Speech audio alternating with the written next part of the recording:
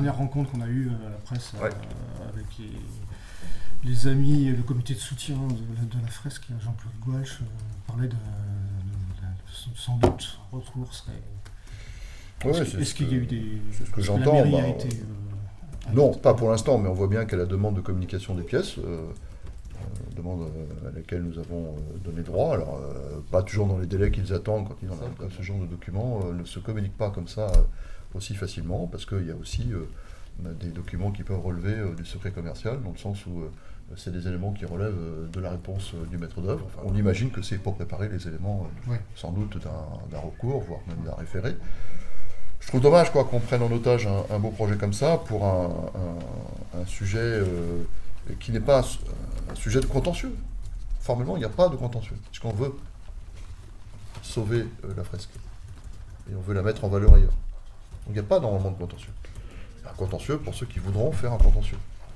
Donc on imagine qu'il peut y avoir effectivement un référé. J'en ai prévenu, moi, les commerçants des Halles. On avait une réunion avec eux de travail pour préparer les Futurales et leur installation, parce qu'on est déjà dans la phase où ils commencent à se prépositionner sur les halles rénovées. Ce serait quand même dommage qu'on en arrive à un contentieux et qu'en plus, sur la base d'un contentieux ou d'un référé auquel un juge aurait donné droit, on retarde encore un tel problème. Vous avez évoqué tout à l'heure cette angoisse qu'avait l'auteur vis-à-vis de sa fresque et de la technique envisagée. Alors là, on voit sur l'écran que c'est plutôt une découpe à la scie, alors que peut-être à l'origine aussi, vous aviez parlé d'une découpe à laser. Mais alors ça, franchement, dans les communications, quelquefois, dont acte, il peut y avoir tout n'est pas parfait. On n'a pas le souvenir que quelqu'un ait parlé de laser. Peut-être mon adjoint au commerce me dit, peut-être qu'une fois j'ai employé le mot laser, mais on n'est pas les techniciens, on n'est pas les ingénieurs, c'est pas nous qui font la découpe. Donc peut-être que ce mot a été utilisé une fois, mais du côté, en tous les cas, de nos services, jamais. Et donc, par contre, le travail avec l'entreprise, il a été intéressant parce que je crois qu'on allait couper à combien, 1 cm, c'est ça Expliquez la en distance. fait, on a notre carreau de lave émaillé qui fait 1 cm d'épaisseur et nous, on va passer donc cette scie que vous voyez à l'écran, tout doucement, vous voyez la lenteur du processus, on va le passer 2-3 mm derrière ce carreau, pour venir scier le support complètement et retirer les carreaux un par un. Donc vous voyez, la vitesse à laquelle ça avance, c'est vraiment tout doucement. On a 4 semaines de démontage. 4 semaines. C'est long.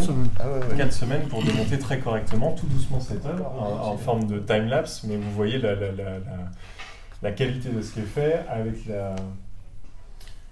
le temps que ça prend et la lenteur que ça prend de découper, d'avancer la scie, de couper de nouveau, de déposer les carreaux, de l'avancer de quelques millimètres. C'est des spécialistes, etc.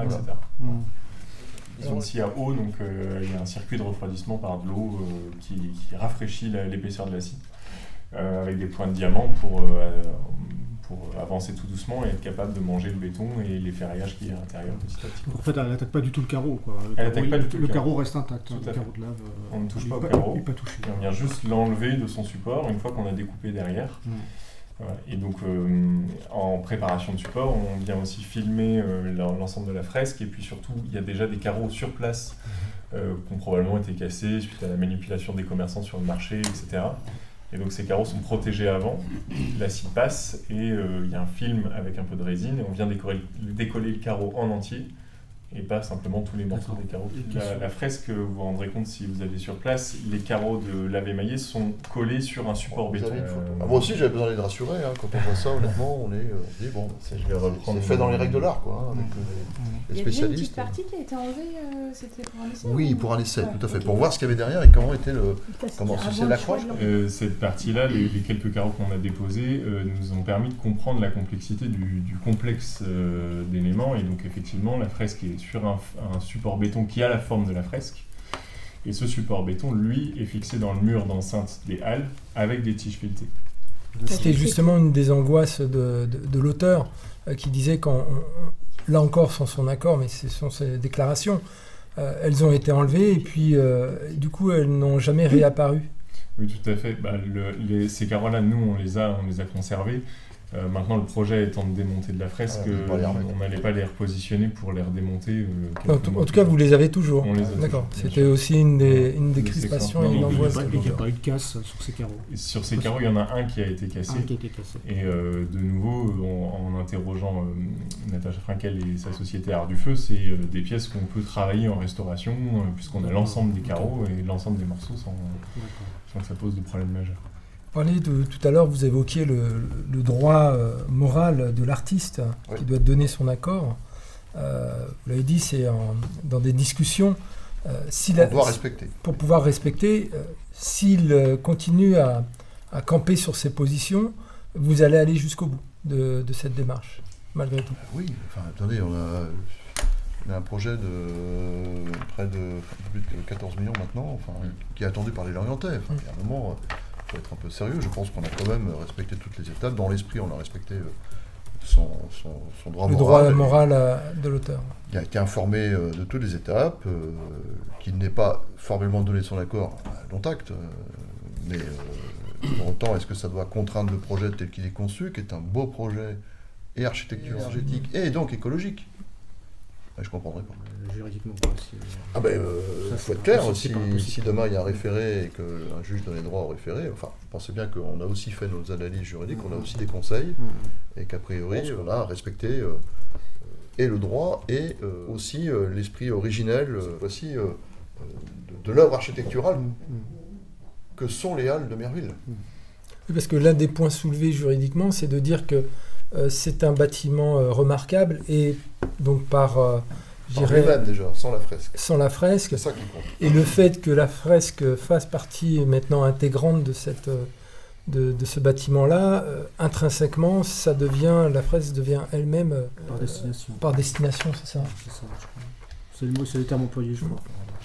Sur ce volet, oui, mais il n'empêche en rien qu'il puisse y avoir une incidence quand même, y compris sur cette dimension-là, dès lors qu'il y a des contraintes techniques dans le cadre du projet qui imposent qu'il y ait cette évolution-là. Mais en aucun cas, c'est contraire ni au PLU, ni à l'orientation d'aménagement et de programmation qui a été évoquée. Il y a l'OAP qui dit bien que l'objectif est de retrouver l'aspect original de l'architecture des Halles, ce qui a fait encore une fois son originalité. Voilà, c'est ça. On va vous donner si vous voulez. Les Halles gardent cependant une dimension iconique de l'architecture des années 60 et pourraient être restaurées. Donc c'est à l'époque ce que dit l'OAP. L'OAP, c'est l'équivalent d'une prescription dans le PLU sur ce type de bâtiment, et pourrait être restauré pour lui redonner ses qualités originales des premières esquisses. Donc on parle bien du projet préalable à l'inauguration en 1964. Ici, les techniques de construction et les matériaux modernes pourraient permettre de donner à cette construction les qualités de lumière, j'ai beaucoup insisté sur la lumière, mais pas pour rien, et de légèreté, et là c'est ce qu'on va faire, souhaité par les architectes du projet initial.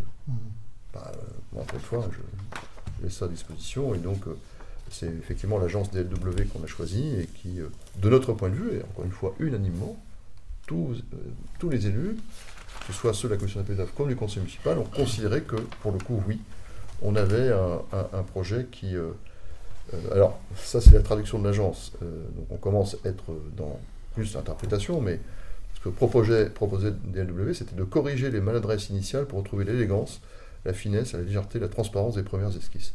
Et donc, notamment le fait qu'on ait couvert la charpente, puis qu'au fur et à mesure des petites rénovations, on est attaqué finalement ce qui faisait l'originalité de l'œuvre. Donc c'était hors fresque évidemment. Juste par rapport à Jean-Claude Gouache, vous disiez tout à l'heure que le projet c'est de continuer à travailler avec lui. Oui. Est-ce qu'il y a un rendez-vous qui est déjà proposé à Jean-Claude Gouache? On lui a proposé effectivement un rendez-vous. Il faut reconnaître que pour l'instant il n'a pas donné suite. C'était ce jour à 15h30 et j'ai eu confirmation il y a quelques minutes qu'il n'est pas venu au rendez-vous avec Madame l'adjointe Sophie Pal. C'est dans un dernier courrier. D'accord. Mais on a quand même maintenu l'invitation et Madame l'adjointe était à disposition parce que, comme disait Monsieur le maire, notre souhait c'est effectivement de continuer à travailler avec l'artiste et d'avoir ce dialogue.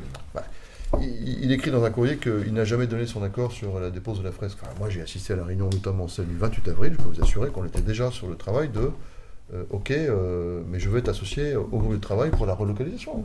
Moi c'est... Et je ne suis pas seul dans cette réunion. J'avais même évoqué une hypothèse sur le secteur de la base. Exact. Mais voilà, c'est pour ça que j'ai évoqué la base. Bon, il y a manifestement l'irritation du moment. Mais encore une fois, je pense que vendredi dernier, je fais confiance à Benoît qui porte aussi techniquement le projet pour la ville et les services de la ville depuis le début. Il faut rendre hommage aussi à nos services. Il y a eu le sentiment, en tous les cas, qu'il était quand même plutôt rassuré techniquement. Oui, techniquement, c'est ça. Voilà, sur pas la que ça l'a fait question changer du d'avis, mais démontage, techniquement, en tous les cas. Et découvrir notre méthode de démontage et avec quelques inquiétudes de sa part auxquelles on a pu répondre. Et l'échange était tout à fait intéressant. Pour vous donner un détail, par exemple, l'entreprise proposait de scier 1 mm derrière le carreau. Et suite à différentes remarques, on va plutôt se décaler à 3 mm. Alors ça paraît rien de 2 mm, mais finalement, quand on passe de 1 à 3, on triple l'épaisseur qui va engendrer aussi une petite complexité pour détacher le carreau, etc. Voilà, c'est des échanges qui ont permis, je pense, de rassurer sur notre méthode de démontage, qui n'a effectivement pas changé son point de vue là actuellement sur la volonté de maintenir cette œuvre, mais dans lesquels, en tout cas, la discussion a été fructueuse. En tout cas, d'un point de vue technique, c'était constructif. Donc, je suis content qu'on se soit rencontrés. Vous avez dit tout à l'heure qu'on arrive justement dans une période électorale. Si jamais derrière, il y a une autre couleur politique qui s'affiche au sein de la municipalité, est-ce que dans le projet actuel, tel qu'il est ficelé en quelque sorte, il y a cette continuité ou alors... On peut toujours arrêter un projet, mais en général, vous l'arrêtez à la phase pro, avant de démarrer les premiers travaux. Après, pendant les travaux, on peut... Encore une fois, tout est toujours possible. Le tout, c'est être conscient que vous arrêtez un projet complètement en phase travaux. Pour quel objectif? Parce qu'à ce moment-là, il faudrait considérer que si on veut absolument remettre la fresque, parce qu'a priori, on est dans l'hypothèse où elle a été découpée de toute façon. Donc c'est la remettre. La remettre à l'état initial. C'est-à-dire qu'il faut revoir tout le projet. Revoir tout le projet, ça veut dire relancer. D'abord, dédommager le maître d'œuvre actuel. Quand on parle du droit moral de l'artiste, je vous signale qu'il y a aussi quand même des droits attachés au maître d'œuvre aujourd'hui par rapport à son projet architectural. Donc des dédommagements et qui ne vont pas être du montant de 63 000 € pour la dépose de la fresque. Là, on va parler en centaines de milliers d'euros, pour ne pas dire dépasser le million d'euros. Donc ensuite relancer, choisir un nouveau maître d'œuvre sur la base d'un projet qui respecterait à ce moment-là la fresque telle qu'elle est aujourd'hui, donc un projet forcément très différent. On prend au bas mot encore, je pense au moins 3 ans. Et pour ceux qui disent que ça a déjà pris du retard, bonjour l'argument. C'est qu'il y a unanimité, encore une fois, des groupes sur le projet architectural, donc y compris en toute connaissance de cause sur l'avenir de la fresque. Et tout d'un coup, il y a excitation parce que je ne sais pas. Pourquoi exactement. Et qu'on ne nous dise pas encore une fois qu'ils ont découvert ça. Enfin, je veux dire, ça fait depuis 3 ans, plus de 3 ans que... voilà. Alors oui, c'est vrai qu'on a fait le choix d'un projet qui entraîne la dépose de la fresque. Voilà, c'est notre péché originel. Mais on a fait ce choix, encore une fois, je ne vais pas reprendre la démonstration. En tout cas, vous l'assumez complètement, quoi. Ah bah oui, totalement. J'assume d'autant plus que enfin, on garde la fresque, on la relocalise quelque part, peut-être même dans l'entourage immédiat. Enfin, voilà, on a fait, y compris les services, des propositions pour qu'on puisse les proposer à l'auteur, plutôt dans le périmètre du moustoir. C'est un vrai sujet à voir avec l'auteur, mais peut-être avec l'orienteur. C'est pour ça que c'est quelque chose qu'il faut qu'on valide avec lui. Et si jamais l'auteur boude jusqu'au bout, bah oui, pourquoi pas demander au l'orienté, comme on l'a fait sur des noms de rues, où est-ce que vous voulez qu'on relocalise la fresque? Ouais, ça peut être un sujet tout à fait. Dans ces cas-là de démocratie participative. Comme j'ai eu le sentiment que ce choix architectural, qui comme tous les grands projets, c'est la responsabilité des élus, parce que c'est là on croise des éléments d'urbanisme, d'architecture, budgétaire, financier, donc c'est la responsabilité des élus, mais est quand même largement plébiscité, on voit bien la façon dont les gens ont accueilli le projet. Enfin, on a hâte d'y être, quoi. Non? Si.